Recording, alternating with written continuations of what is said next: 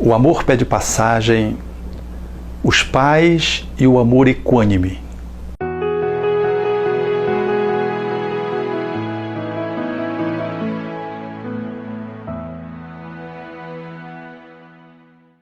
Há dentro do lar uma situação provocadora de muita perturbação na consciência parental, pai e de mãe.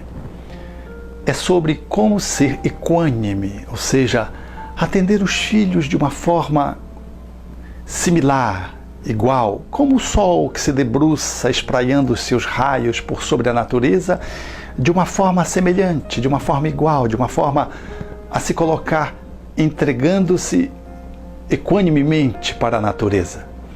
Como os pais podem exercer as suas funções de proteção física, de nutrição emocional, de acolhimento afetivo, de estruturação de uma educação espiritual, como é que eles podem estabelecer limites, princípios educativos de uma forma equânime para os filhos, mais ou menos igualitária para os filhos. Essa situação, ela se torna perturbadora porque os filhos são diferentes, apresentam necessidades diferentes. E porque também os pais, em relação aos filhos, sentem-se mais afins com uns do que com os outros. E há filhos que falam mais ao coração de um pai do que a outros. Essa situação, ela acaba se tornando muito desafiadora ao acolhimento dos pais em relação aos filhos, que, se não forem bem feitas, estabelecerão sequelas, dificuldades e problemas que deverão ser gerenciados não só durante a infância e a juventude, mas que se perpetrarão até a idade adulta e, algumas vezes, varam a outra existência. Então é de bom tom que se coloque que, efetivamente, os pais devem exercer essa equanimidade observando que os filhos apresentam necessidades diferentes. É natural que um filho que apresente síndrome de Down, autismo, que apresente um transtorno invasivo do seu desenvolvimento, uma hiperatividade, que traga uma deficiência sensorial, uma cegueira, uma mudez, esses filhos apresentem necessidades muito específicas e que vão precisar de um trato dos pais bem especializado. Sem que os pais necessariamente amem mais esses filhos do que os outros. Mas há uma necessidade diferenciada de atendimento. Então, o bom senso já sugere que a equanimidade não é o atendimento igual dos filhos, porque os filhos são diferentes e apresentam necessidades diferentes. Há filhos que emocionalmente são truculentos, outros que são mais passivos, um que desenvolve depressão na primeira infância, na segunda, outros estão bem, e esses que estão mais em dificuldades, eles requererão dos pais maior atenção, maiores cuidados, maior presença, uma maior supervisão. Sem falar de situações especiais que surgem, alguém que está fazendo um concurso, alguém que sofre um abalo físico, alguém que adoeceu de uma infecção grave naquela circunstância, alguém que está em um estado cirúrgico, enfim, alguém que vai se casar nos momentos alegres e precisando de um acolhimento também para dar suporte para que se efetive determinadas atividades celebrativas. É natural que os pais vão, então, fazendo uma movimentação dançante, de modo a atender cada filho na sua necessidade também de um momento. Sem que isso signifique que os pais amem mais uns do que outros filhos. Sem que isso, necessariamente, signifique que os pais sejam parciais, tenham predileções exclusivistas por este ou aquele filho. Efetivamente, esse olhar que leva-nos a perceber que o bom senso deverá guiar os pais no atendimento dessas necessidades, elas deverão alcançar os filhos de modo a minorar os conflitos que surjam em função da percepção dos filhos. Porque se é verdade que os filhos apresentam necessidades diferentes e precisam ser atendidos diferentemente, de acordo com o momento, ou com a estrutura psicológica e espiritual de cada filho, também é verdade que os filhos nem sempre conseguem entender esse manejo dos pais e se sentem discriminados, preteridos ou se sentem preferidos, gerando assim conflitos psicológicos que vão se avolumando com o tempo e que precisam do diálogo a fim de que se possa diluir essas perturbações de significado, de entendimento, de compreensão. Por isso, o instrumento da convivência e do diálogo, para que se possa ir elucidando esse pelo que os pais se dedicam mais aqui e acolá, porque alguém está tendo mais atenção ou menos atenção, favorecerá que a família como um todo possa ser desenvolvida a despeito dos pais estarem numa movimentação que pode parecer muito desigual a um olhar externo e temporário e circunstancial, mas que deverá estar atendendo efetivamente à necessidade do grupo familiar nas suas especificidades. No entanto, é necessário que os pais tenham muita atenção, porque se é verdade que existem essas necessidades específicas, também o é de que há corações que falam mais próximo ou mais distante em relação uns aos outros nessa relação de pais e filhos. Ou seja, há filhos que mobilizam mais a afetividade dos pais do que outros. Há filhos que geram mais aversão à mãe ou ao pai do que outros. Há, portanto, uma relação que se diferencia no encaixe da relação pais e filhos de um para o outro. E o Espiritismo nos traz elementos substanciais para que se possa entender isso, a fim de poder se fazer um manejo, uma intervenção que seja adequada sem prejuízo da evolução da família como um todo, numa funcionalidade saudável. É necessário considerar a reencarnação para entender que o lar é o reencontro de espíritos que se amam e de espíritos que muitas vezes se odiaram. É no lar que amigos e inimigos se reencontram para alinhar amorosidades e reajustar desavenças.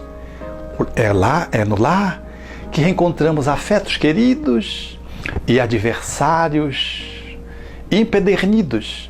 Então o lar, ele traz o reencontro de almas harmonizadas ou desarmonizadas para um juste controle e manejo a fim de que o grupo como um todo possa consolidar afeições e refazer desavenças. Por isso, como fazer no campo do lar a fim de que essa equanimidade não fique ferida por esses conteúdos que brotam e que exigem dos pais mais atenção, mais acuidade e maior competência.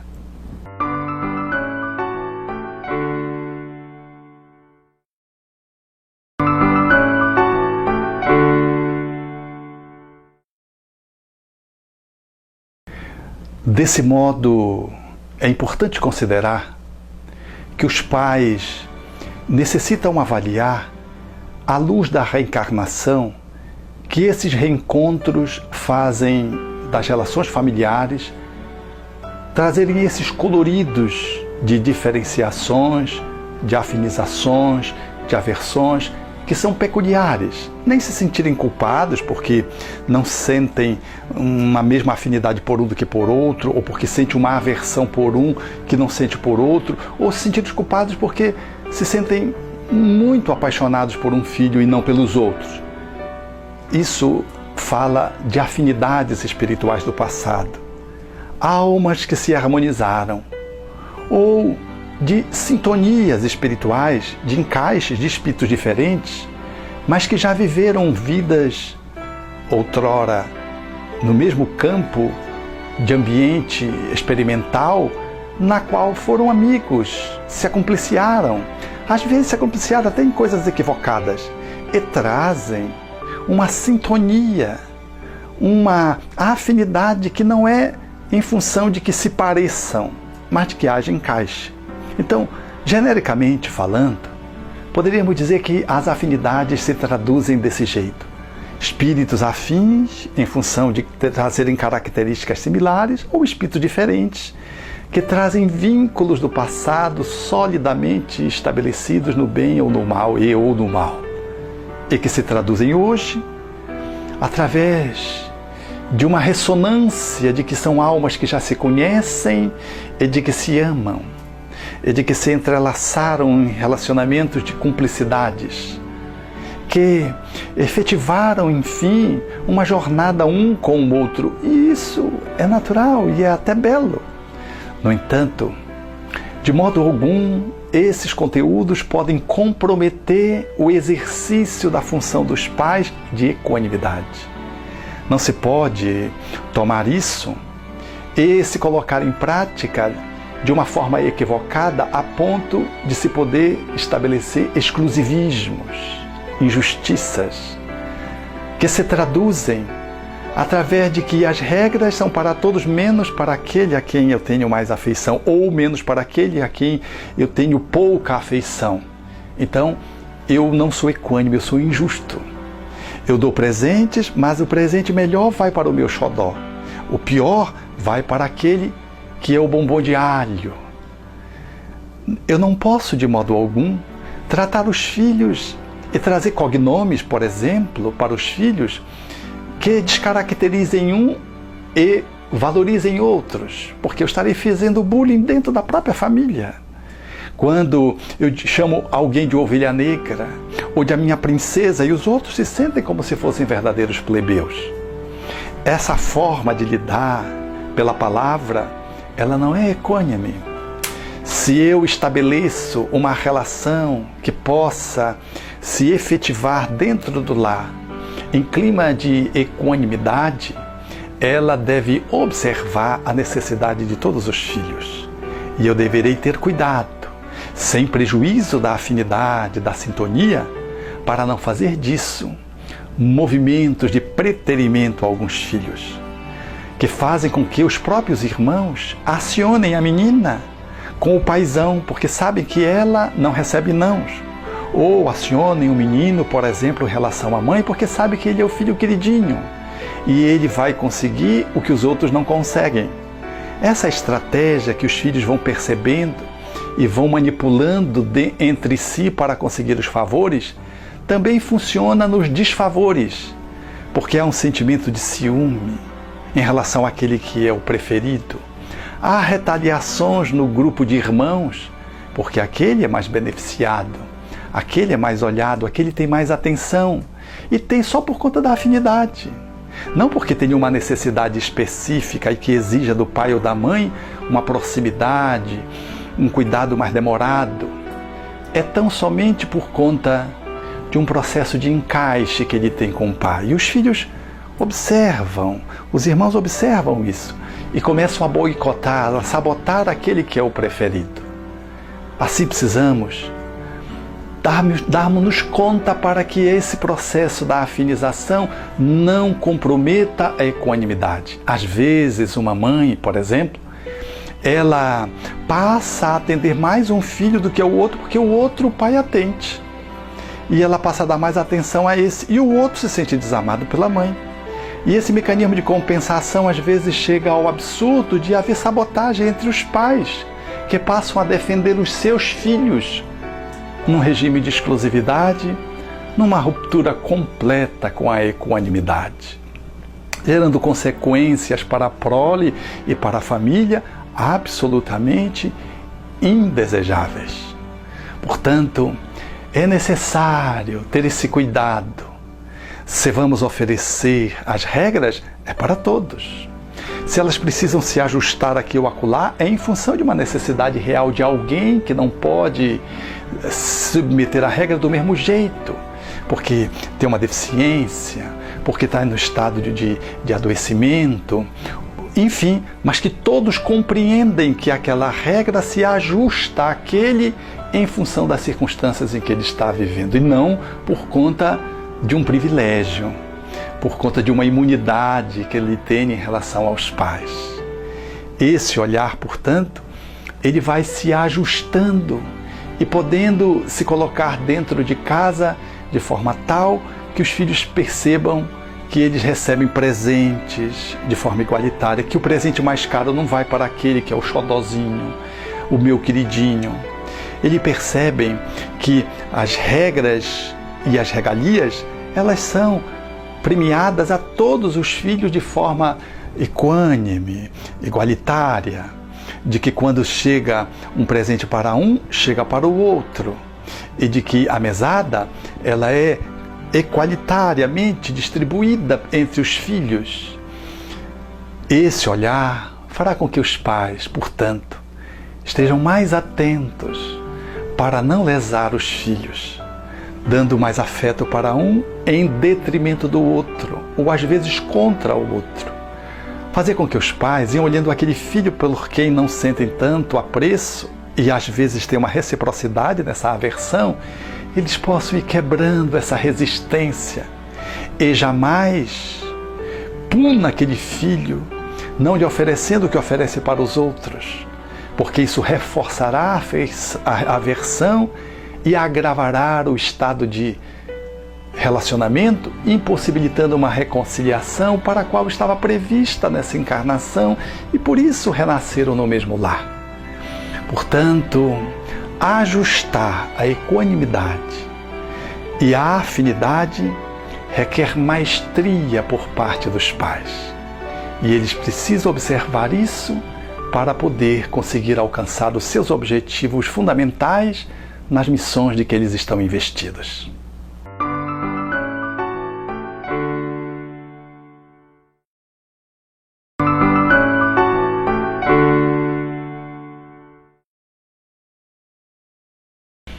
Portanto, os pais podem conversar com os filhos e podem ficar claro de que há uma sintonia de um mais com o outro, desse irmão mais com aquele irmão, de uma mãe com aquele filho, mas fica claro igualmente em família pelo diálogo de que o exercício da função parental no atendimento da segurança, da proteção, da nutrição, ele é equânime, ele não é injusto.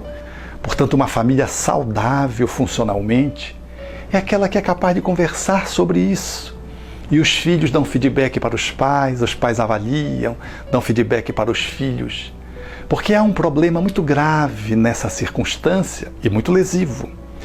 Quando há um filho que demanda muitos pais por uma carência, uma doença, uma necessidade real, e os pais se voltam para atender aquele filho, e deixam de lado aquele outro que não precisa tanto de atenção, segurança, amparo, aconchego, gera-se um problema.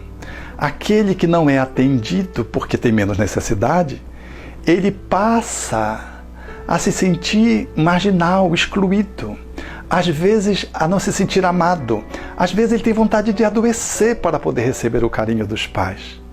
Então os pais podem e devem dar mais atenção àquele que mais precisa, mas não podem deixar de também atender, ainda em menos intensidade, aquele outro, de lhes falar acerca daquele atendimento que está sendo dispensado mais demoradamente ou mais intensamente aquele filho que traz uma dificuldade desde o nascimento, ou que está num estado de necessidade ampla, numa obsessão espirítica, traz uma alteração comportamental grave, uma dependência química e que precisa do pai uma certa atenção, da mãe um certo cuidado. Mas o outro, ele também deve receber cuidados e atenções, ainda que menos intensidade, e deve receber pelo diálogo o esclarecimento de pelo que os pais se dedicam mais ao autista do que a ele, pelo que os pais vão mais à escola, nas reuniões com os coordenadores da escola, com o orientador, com o psicólogo, porque aquele filho apresenta uma hiperatividade, com impulsividade e agressividade, que o outro não. Mas os pais precisam fazer isso de modo que o filho outro se sinta igualmente atendido. O Espiritismo nos ajuda a perceber essa realidade sem jogar panos quentes para debaixo do tapete e nos dá condições de podermos fazer um investimento real, e pelo diálogo e pela ação vai se fazendo as reparações, as compensações, vai se fazendo os ajustes, de modo tal que a equanimidade, tanto quanto possível, possa se estabelecer, sem prejuízo da afinidade, sem prejuízo dos encaixes espirituais das almas que já estão conectadas, e sem prejuízo das aversões instintivas, das repulsas que também comparecem no lar, nesse sistema de reencontro de almas para o aprendizado, para a evolução, para as experiências novas de que necessitam. O Evangelho de Jesus traz-nos notícias dessa equanimidade. Jesus espraiava-se como um sol sobre os discípulos e cada um recepcionava esse sol de conformidade com a sua necessidade. E aqui e acolá, o Mestre atendia a cada um. Quando, por exemplo, João refere-se ao Mestre, referindo-se a si próprio, ele diz sobre o discípulo amado, o discípulo que ele amava, significando que João se sentia profundamente identificado com Jesus. Isso era uma fala de João, da percepção de João do seu relacionamento com Jesus, que a gente não vê comparecer nos outros discípulos. Essa graciosidade, essa formatação fala, portanto, de que a equanimidade pode coexistir sem prejuízo da afinidade e tudo pode se somar para que possamos avançar na direção do Criador, mais plenos de amorosidade e com maior aprendizado, para uma vida feliz.